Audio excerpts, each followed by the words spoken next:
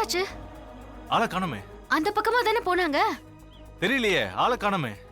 யார் இப்படி பண்றாங்கன்னு தெரியலையே. ஏதாவது வம்பு இழுத்திருப்பான். அப்படிலாம் வம்பு இழுக்கிற பையன் அவன் கிடையாது சக்தி. சரி விடு, நம்ம வந்த வேலையை பார்ப்போம். போய் அட்ரஸை தேடுவோம்.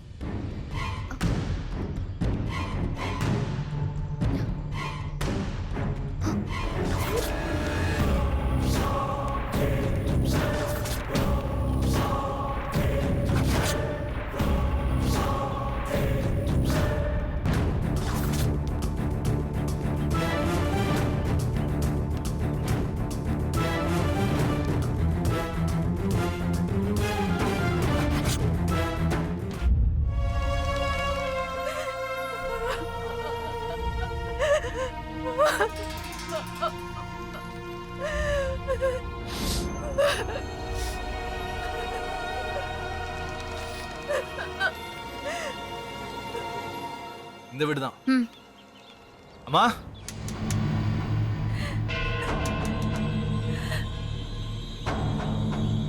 அம்மா,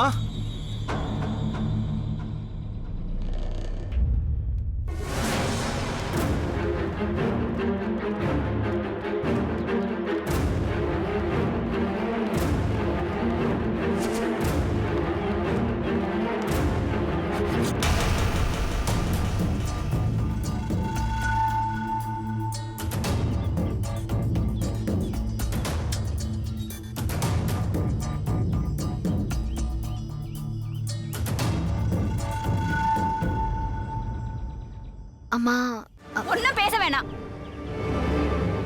உன் புருஷன் தானே என் பொண்ணை கொன்னா. இப்ப எதுக்கு இங்க வந்த? போயிடு இங்க இருந்து. அம்மா, நாங்க அம்மா, சொல்றது அம்மா, கொஞ்சம் கேளுங்க. சொல்றத கேளுங்கம்மா. எங்க அண்ணன் உங்க பொண்ணை கொல்லல. அது பேசலாம் தான் வந்தோம். நீ எதுவும் சொல்ல வேணாம். இங்க இருந்து போயிடு. என் பொண்ணு கொன்னதும் இல்லாம பேச்சுவார்த்தை நடத்தி வந்திருக்கீங்களா? ஐயோ அம்மா, அப்படிலாம் இல்ல. என் பொண்ணு கொன்னவன் நல்லாவே இருக்க மாட்டா. இங்க இருந்து நீ போகல, நானும் என் பொண்ணு போன இடத்துக்கு அம்மா, போயிடுவேன். ஏம்மா இப்படிலாம் பேசுறீங்க? சொல்றத கேளுங்க. போயிடுங்க. அம்மா, சொல்றத கேளுங்கம்மா. அம்மா, அம்மா,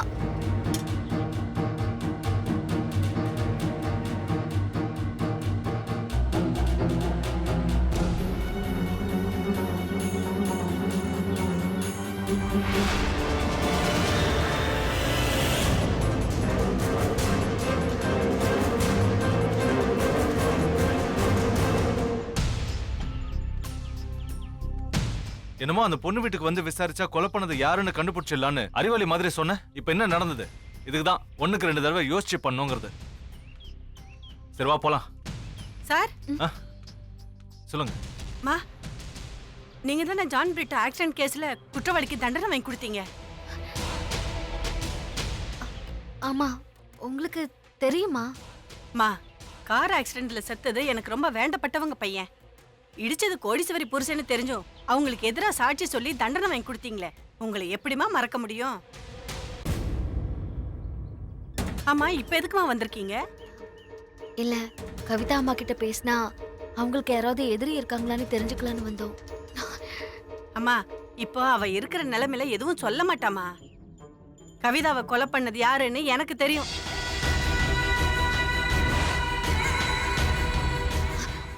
உங்களுக்கு தெரியுமா? தெரியுமா?